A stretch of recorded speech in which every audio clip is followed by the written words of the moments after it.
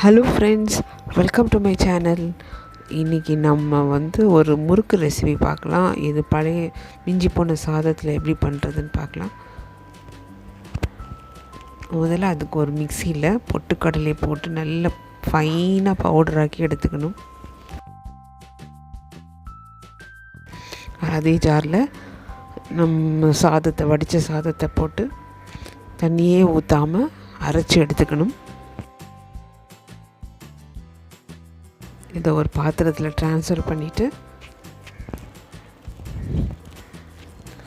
தேவையான காரத்துக்கு தேவையான சிவப்பு மிளகாத்தூள், உப்பு, காயப்பொடி, அப்புறம் கொஞ்சோண்டு எள். நான் இங்கே வெள்ளை எள் யூஸ் பண்ணுறேன், நீங்கள் கருப்பு எள் யூஸ் பண்ணலாம்.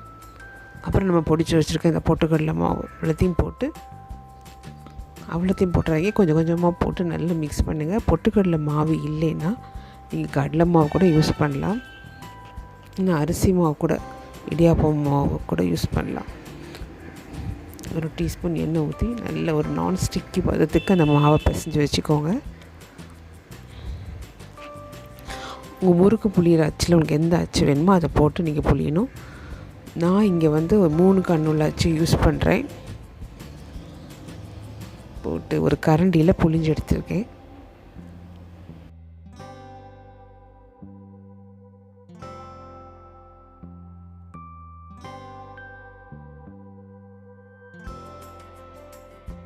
புளிஞ்சதை சூடான எண்ணெயில் பொரித்து எடுக்க வேண்டியதான். 2 சைடு நல்லா பொரிஞ்சானா எடுத்துருக்கோங்க.